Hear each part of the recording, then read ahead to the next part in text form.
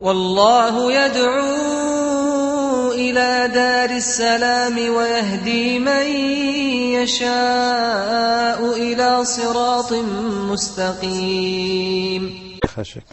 Okay, we had Sister Isya from the Kingdom of Saudi Arabia call, and she asked about making dua. She says that sometimes we ask our friends, please make dua for us. She says, what's the difference between this and asking somebody who's a friend of Allah, wali Allah, whether alive or dead, because we can discuss this here, to make dua for us? What's the difference here? There is all the difference in the world, especially when it comes to life or dead. Because we're not supposed to ask from the dead. The dead are more in need for us than anybody else, are in need for our prayers. And Nabi sallallahu alayhi wa sallam once knew that Umar ibn al-Khattab was going to perform Umrah, so he asked him to pray for him. Umar, pray for the Prophet sallallahu alayhi wa sallam. It is permissible to ask righteous people, or even ordinary people, and especially your parents and youngers, to pray for you. That is permissible, and it is recommended. And it is recommended to ask for more righteous people. Pray for me. Their dua is most likely to be answered. And not only that, and Nabi sallallahu alayhi wa sallam advised us to pray for one another in the unseen. And he said the dua which is most likely to be accepted is a dua bi-dhahr al-ghayb, which means that when you pray for somebody who's not present.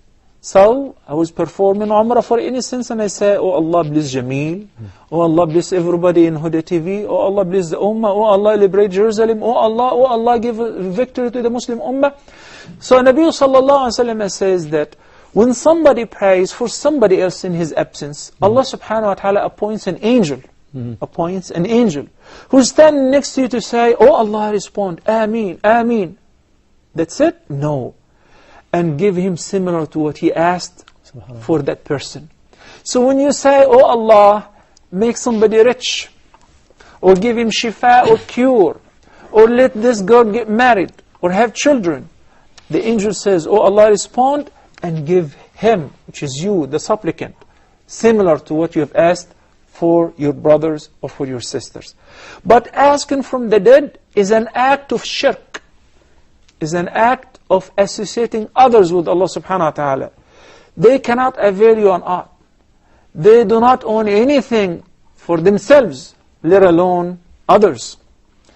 And Nabi sallallahu alayhi wa sallam is the greatest human being ever, life or dead, and we don't ask from him.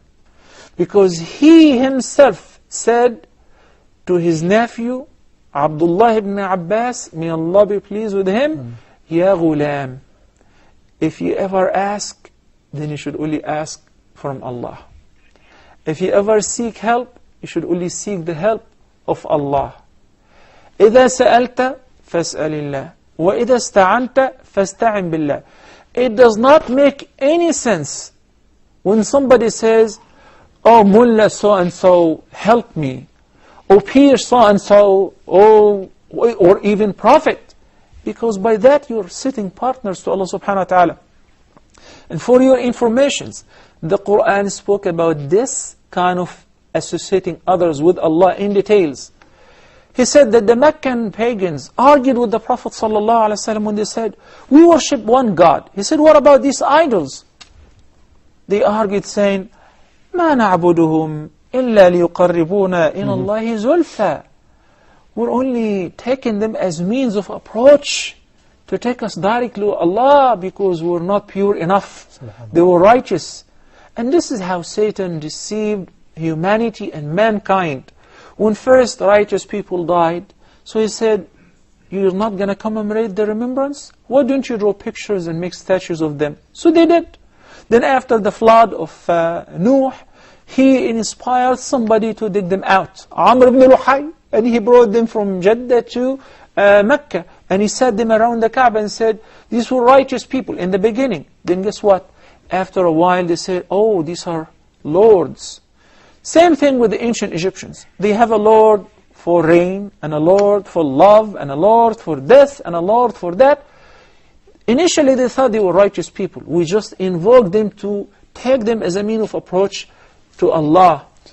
This is the first step to slip down in the pen or the pit of shirk. that you should only ask from Allah subhanahu wa ta'ala and ask none but Allah subhanahu wa ta'ala. Nabi sallallahu alayhi wa sallam says, الدعاء هو العبادة. الدعاء هو العبادة. Making dua is the essence of worship. And Allah subhanahu wa ta'ala said in the course of talking about Ramadan and its virtues that وَإِذَا سَأَلَكَ عِبَادِي عَنِّي فَإِنِّي قَرِيبٌ أُجِيبُ دَعْوَةَ الدَّاعِ إِذَا دَعَانِ فَلْيَسْتَجِيبُوا لِي وَلْيُؤْمِنُوا بِي لَعَلَّهُمْ يَرْشُدُونَ.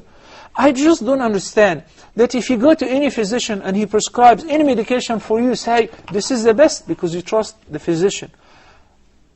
This is Allah subhanahu wa ta'ala says, you want to know about me? I'm very near to you. If you need anything, don't ask no one. Don't ask no one, just ask me directly. You don't have to find any person as an intermediary between me and you. I am closer to you than your own jugular.